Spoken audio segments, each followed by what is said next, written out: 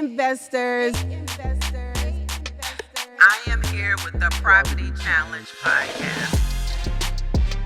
I teach investors all around the world how to become real estate investors and how to overcome their challenges. Join me here every single week. PCP, the Property Challenge podcast. When I started this podcast and when I said, what am I going to talk about? I said the best name is the Property Challenge. Hey investors, welcome to another episode of the Property Challenge podcast with your host, Terrica Lynn Smith. And look, I just need to make sure if you guys are liking these episodes, do me a favor, share the news, click the like button and subscribe right now and share with three friends that you want to get started with real estate investing. That would really bless me. And I'm sure it would bless the person that you're going to be sending this to. But baby, do I have a topic for you today. Today, I have titled this podcast, How to Win a Real Estate War. And I know a lot of you may be thinking like, okay, what is a real estate war? Like, when does this happen? The real estate war that I'm talking about, it starts within your mind, right?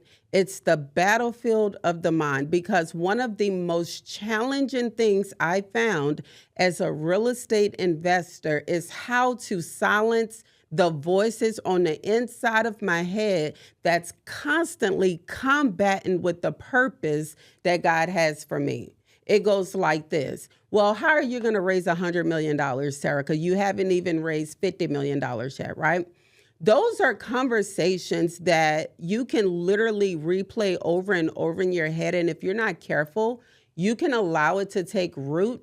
And now you have just birthed this word curse on the inside of your head that caps you and put a limit on what it is you're able to do. And so I wanted to call this episode How to Win a Real Estate War, because a lot of the times people get beat up as soon as they start thinking about being a real estate investor.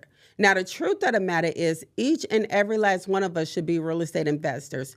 There's nobody on this green earth, even the water parts of the earth, okay? I'm just going to cover the whole atmosphere. There should be no one in this world without ownership.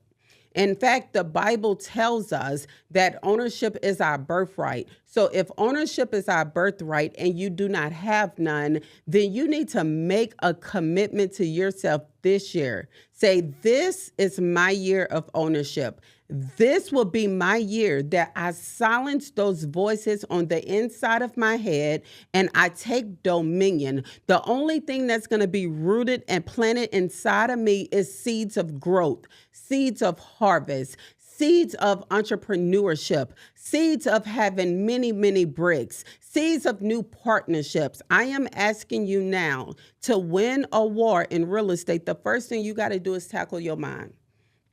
I can tell you today, wholeheartedly, if I'm being transparent, today is not a day that I feel like doing real estate. Today is not a day I feel like talking to people. Everybody got problems and I have to solve them all. That's what I feel like. It may not necessarily be true, but that's what's been communicated to me inside of my head. And so I'm literally trying to win this war. And I feel like as the general of this war, I should be focusing on preparation and attack modes. But sometimes when you got that battlefield going on in the inside of your head, like, am I really called to be a real estate investor? Am I called to be a landlord or a property owner? Am I called to be able to have these partnerships that everyone speak of? Let me help you. Absolutely. Yes. You are more than qualified, you're more than capable, and you're more than able to do it. So the first thing I want you to put in the chat right now, repeat after me, I am a general. Now, why is a general important? Because the general, I believe when you have to prepare for a war, there has to be a general. There has to be someone leading this. There has to be someone that is strategically placing the chips on the board and planning their action of attack. There has to be a plan to be able to get the enemy. So if you're sitting up here and you're thinking you're just going to do real estate and you're going to wing it, well, guess what? You're going to get punched in the face. As a general, I want you to take the time and get the knowledge that you need for real estate investing. I'm not telling you don't go and do, I'm just saying get some knowledge. Knowledge is the new money. That's what I always say. The more you learn, the more you earn. Shout out to Robert Kiyosaki. Look, if you are not learning, you're not earning more. I feel sometimes that I trap myself in a bubble because I feel like I become one of the smartest people in the room, and I never want to be that. I may not know accounting. I may not know bookkeeping. I may not know how to run profit and loss statements, but what I do know is how to eat bricks, right? And so I can't consume myself on the parts of the business that I don't understand. And so when I'm gearing up for war, and as a general, a good general place their good soldiers on the front line. It's important to understand why we place our good soldiers on the front line. It's because they have a particular set of skills that have allowed them to become experts in their area. So think about it like this. You are the general in this battle, okay? And you want to win this war. And you are up under your tent. And you got your 10 best men with you. Who are those 10 best men? Right? Is it your real estate agent? Is it your tax attorney? Is it your CPA firm? Is it your financial controller? Is it your CFO? Is it your accountant? Is it your CPA? Is it the appraisal? Is it the banker? Is it investors? You got your amazing 10 standing around the table, and they ready to go to war for you, but they just need the assignment. They need to know the game plan. They don't want to just go out there and run and get attacked, because usually whenever you're in a battle, who's ever on the higher land is typically in control. So you got to imagine yourself that you're not at the top of the land right now. You're at the bottom right now, and you're trying to strategize as a general. How can you get to that next level? How can you get to the top of the mountain and defeat your enemy? There's ways to be able to go up a mountain where you don't literally have to be seen. And so that's what I want you to focus on, is being very strategic with your moves. Just because all of the enemies at the top of the mountain doesn't necessarily mean you need to be at the top of the mountain. What if you get you some archers that's on one side, they get in close proximity and they able to start firing those arrows to start attacking from there, and then you build you a ground crew, and then you build a crew around the mountain. The other thing you can do is set their food on fire that's at the top of the mountain. Have your archers send arrows into their food, because guess what happens? They got to come down and eat. You starve them from the top so they can come all the way down to the bottom. When you are a general, you got to be strategic. You got to be able to think of those plans. And that's what real estate is. You're a general, meaning you're the investor, and you got all these players around you, and you got to strategically move them on the board where it's going to make sense, where you're going to have a high chance of winning. And that's what it boils down when it comes to real estate. Look at me. Real estate is a contact sport. You will get punched in the face. You may get knocked out. You may lose a few teeth. You may come out with a few war wounds. But at the end of the day, you can get back up and you can stand and you can get to the next level. You just got to be strategic with it. I know a lot of people, I say a lot, I know quite a few people who got started with real estate investing, and they got so discouraged because their first deal didn't work out, and that they lost so much money, and that this was the worst investment. It wasn't with me. It's just through conversations. And I'm like, was it the worst money or was it the best lesson? Sometimes when we look at the events and then our perspective shape that event, we have the outcome of what we put together. We call that the EPO. Events plus perspective equals outcome. So if you're a negative outcome person, every event that happens in your life is going to be shaped with the perspective of that it's going to be bad. And then you're going to receive bad outcomes. And so as a real estate investor, in order to win this war, you have to understand and know that you're going to need to be strategic with your planning and be able to protect yourself. The next thing I wrote down is this. What is the battlefield when you're in real estate, right? What is the battlefield? It is the real estate market. It is your responsibility, if you're going to win this war, to know what's going on in the market. Get off of HGTV. They're not giving you market updates. You need to be on CNBC. You need to be on Bloomingdale. You need to be on Yahoo Finance. You need to go to the channels that are actually talking about real estate and the condition of the market. Do you know that this is kind of like a soft recession? We're starting to see bubbles pop. People starting to get antsy. They trying to get off of properties. We have a property right now. They've been asking $2 million, and we got them down almost $800,000. So we're starting to see a little shift and a little change taking place. But you got to ask yourself the question, are you studying the battlefield? Do you know what's to the left of you? Do you know what's to the right of you? Do you know what's behind you? As real estate investors, as the general, it's my job to know the comps. It's my job to know the market, which way is shifting. Are they buying? Are they selling? What I'm holding on to? What am I releasing? When you are preparing for war, you got to think of all of the entry points that the enemy may try to come in and rob, kill, and steal and destroy from you. So if you're focused on that and you're focused on the way that, this area right here on the market may be exposed, I might need to close off that exposure. Some of you don't understand how interest rates work. Some of you are afraid to buy because the interest rates are high. Can I tell you something? This is a myth buster.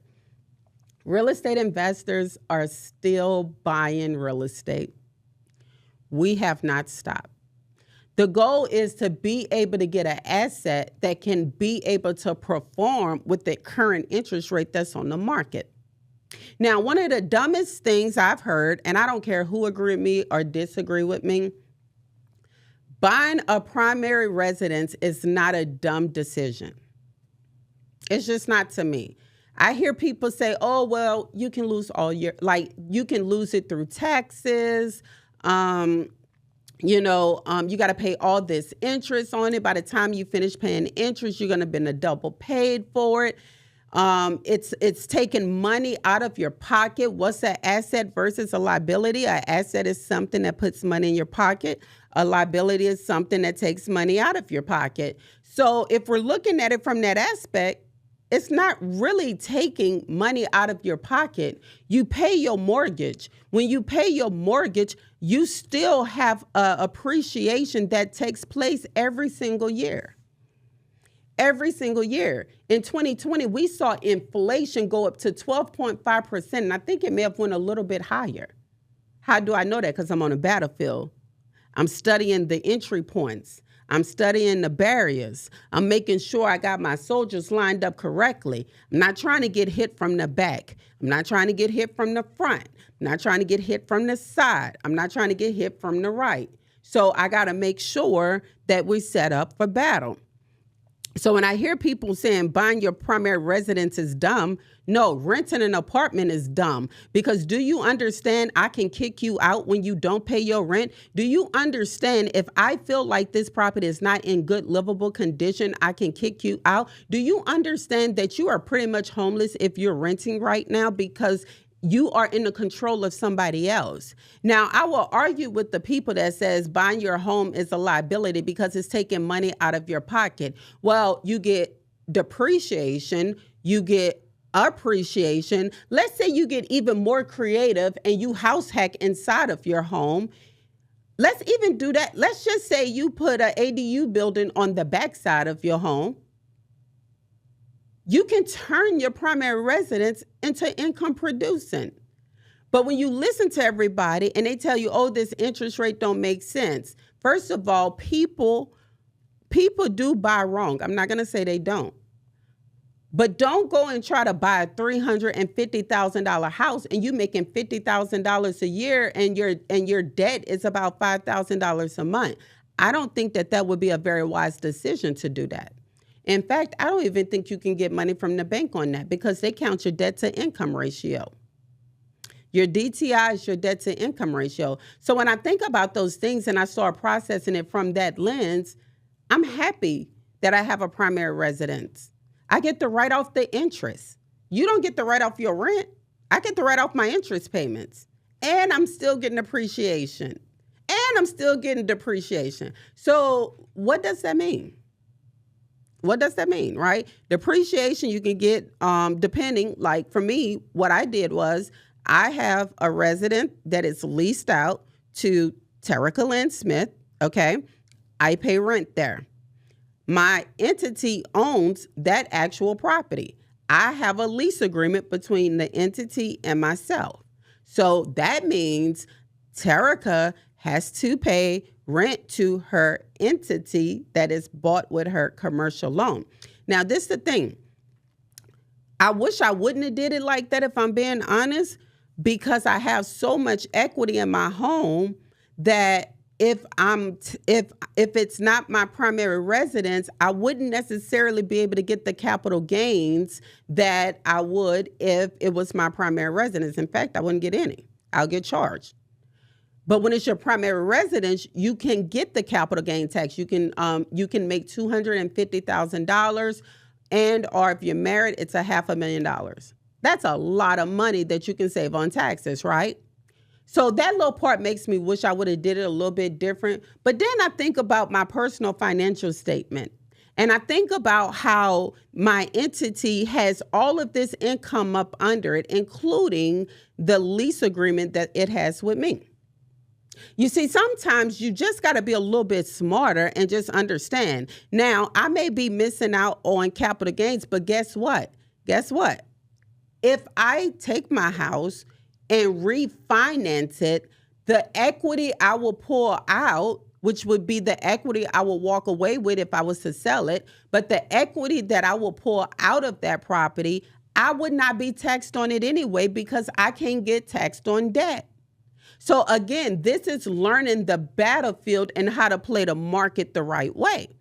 So if you want to buy a property up under your entity, rent it out to yourself as a tenant, and then, of course, as a landlord, you get the depreciation, you get the appreciation, you get the interest payments, you get all of those deductions that you normally would get. Then you can turn around after so many months, refinance all the equity that you have in there and are up to about 80% and go buy another property. Can't nobody argue with me that ownership is wrong. The reason why nobody can argue with me that ownership is not your birthright is because it's in the Bible. If we are descendants of Abraham, ownership is our birthright. So if you don't believe ownership is your birthright, then you don't agree with the assignment that God has placed on our lives. It's the truth. Let me keep going, right? So whenever I'm on the battlefield, I got to make sure I got my war tools in place, my defense, okay? Got to make sure I'm in my bag, my soldiers, right? They got to make sure that they can handle the positions that they in. So if the IRS come and audit me, I'm making sure during that audit, my tax attorney is involved in it. I don't even want to talk to the IRS. Here you go, power of attorney, signed over. Go talk to him. Thank you. Come to me if you need something. Make sure your war tools are in place because you're going to need them, right? You better get in that bag because you're going to need them. Oh, I need an appraisal. Let me go ahead and dig in my war tool bag. Boop, boop, boop. Hey, Mike, I need you to go do an appraisal for me. Let me dig in my war tool bag. Hey, Emerson, I need you to go check out a roof for me. You need to set your battlefield up where you have all areas of your field covered, right? Every piece of information we gather, I call that your armor. You ever seen Gladiator where they're tying up the main character, putting on his gear? I mean, he got the shield on, like the breastplate and everything. He got his helmet on. He got his boots on. They got to tie him up. He got this long looking skirt thing on. He got this huge shield. I don't know if you've ever tried holding a shield with a sword, but if you don't got some balance, that crap is hard as heck. So imagine going to the battlefield, you got this heavy gear on, like some of the medieval times gear was up to like 30 to 50 pounds, if not more.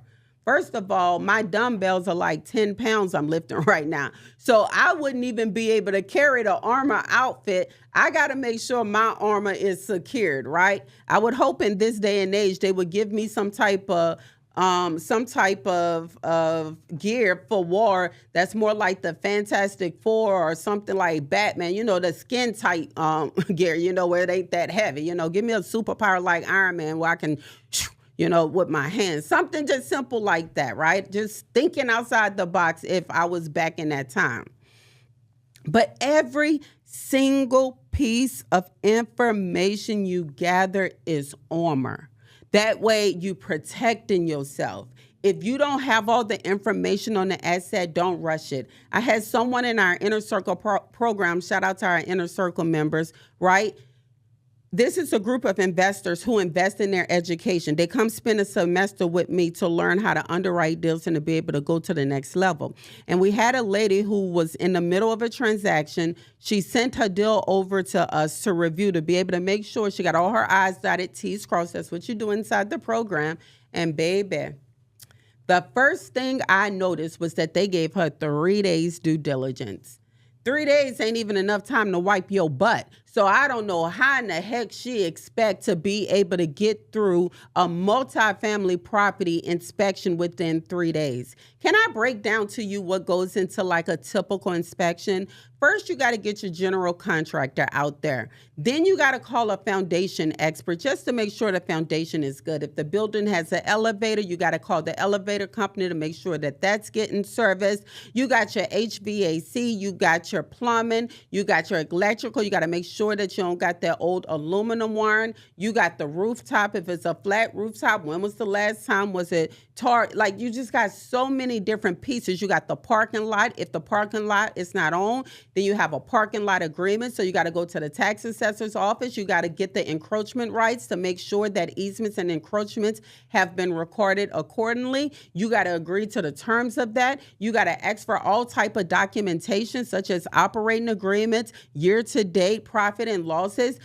We go back 2 to 3 years for tax return. Like there's a whole entire process that you put together during your due diligence period. So I don't know what in her right mind made her believe that she can get this done in 3 days. But my response to her was the seller emergency is not your emergency. You're not about to rush me to buy your asset, not a multi-million-dollar asset. I'm going to take my time. You're going to give me 14 to 20 days. And if I need to extend it, I will. Now, some of you work with these realtors who are non-confrontational. I don't believe you got to be confrontational. I believe you got to be willing to answer the hard questions. Not only answer, ask. Your realtor have to be able to ask and answer those hard questions. Hey, why they got 3 days of due diligence here? I need a little bit more time. 3 days is not enough time for me. So I need for you to go back and fight for me.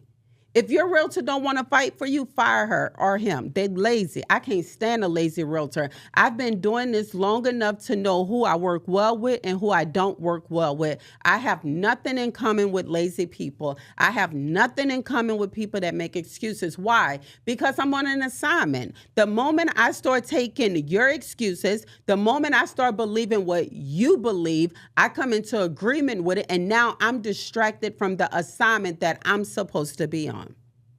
So you want to make sure that you have your war tools. You want to make sure that the information you gather and you're clothing yourself with the full armor. You want to make sure, look, I'm telling you guys, if you do not ask the questions, the right questions, they will not answer them, nor would they be willing to give you that information.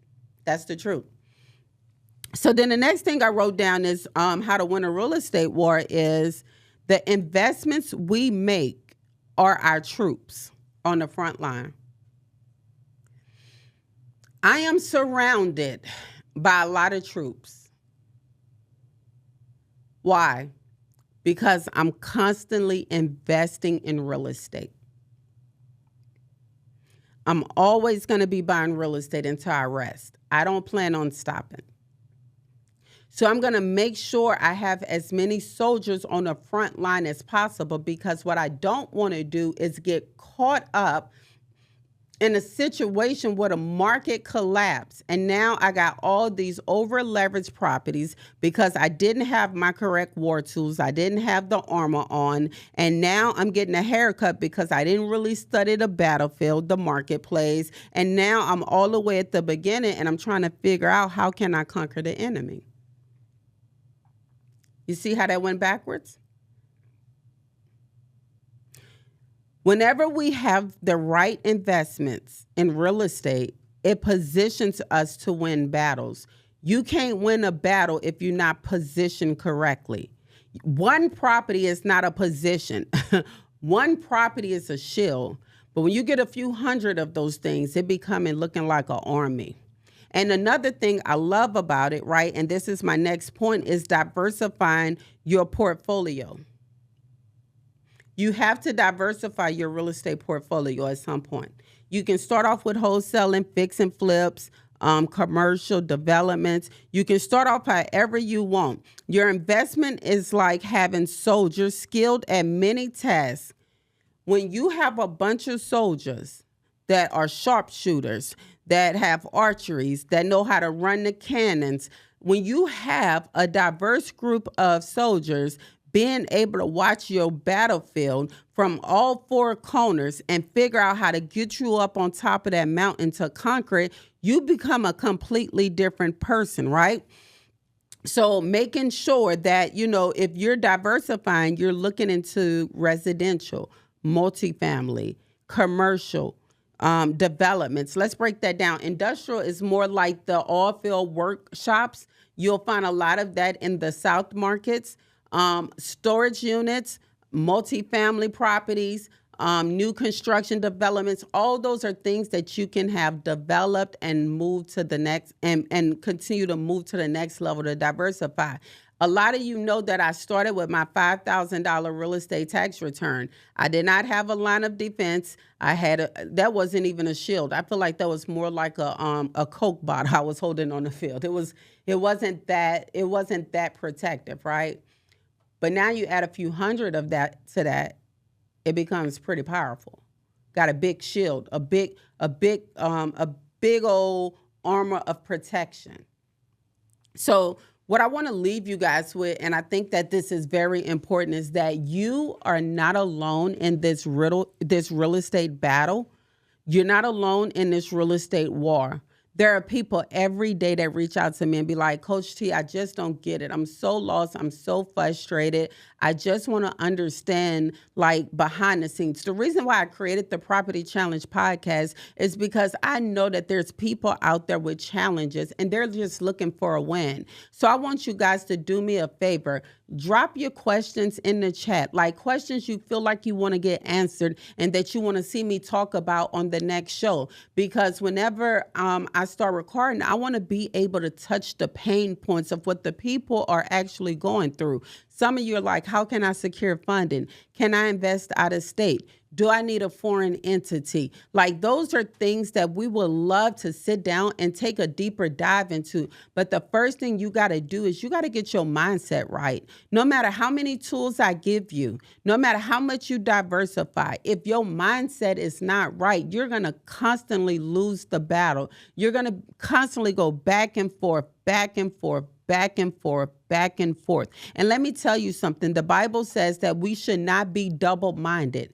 So I can't be double-minded in this season. I can't partner with double-minded people in this season. I got to partner with those who know exactly where they headed and where they going. And if they need a partner to walk with them, then God dog it, I'm walking with them. Those are the type of people I need on this journey right now.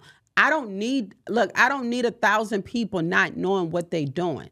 I don't need 1,000 people still battling the battlefield of the mind. I don't need 1,000 people who don't understand investments and understand how they money work from them. That's not what we need. What we need is more collaboration, cancel the crabs in the barrel, get rid of the Willie Lynch mindset and start focusing on the kingdom mindset that God has given you. There is no reason why you should not be having ownership.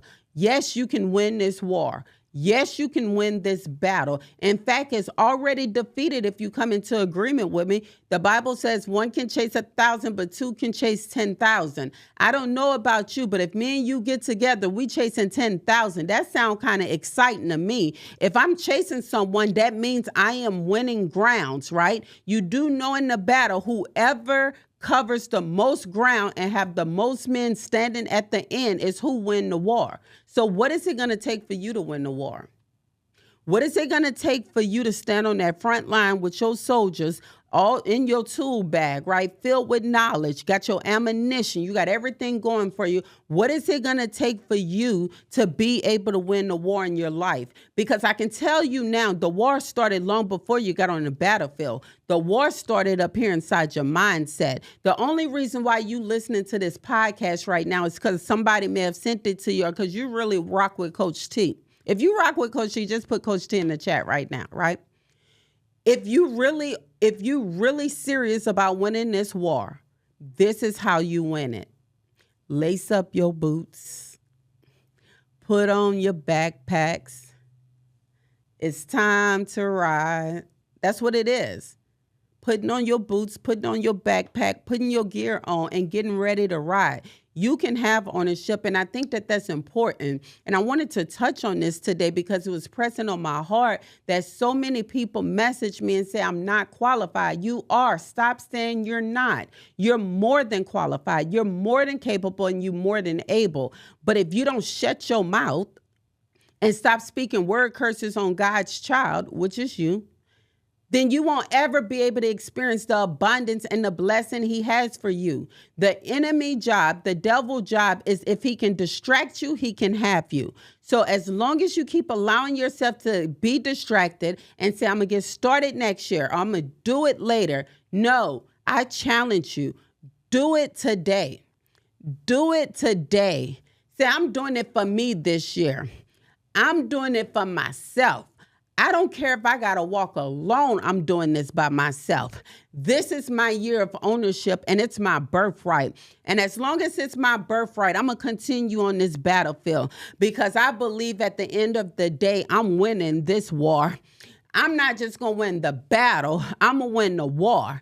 Then I'm going to put my flag in the ground and I'm going to declare that this land is of the Lord. I'm going to make sure I dedicate this land back to the Lord because I don't want to get too cocky and self-clout. I want to make sure I'm not a Saul right now where I'm just feeling what all the people telling me. I want to make sure that I'm rooted into the word of God. I want to make sure my assignment is rooted into the word of God. I want to make sure the agenda that I'm about to implement is rooted inside the word of God. So the next time you look at yourself and you ask yourself the question, how will you defeat this battle? How will you win this war?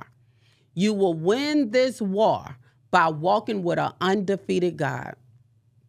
It's the only way to walk with an undefeated God. If you're not walking with an undefeated God and you're constantly getting beat up and you're tired, you're exhausted, you're drained, all of those things, you got to remember, walk with an undefeated God, uppercase G, not lowercase g.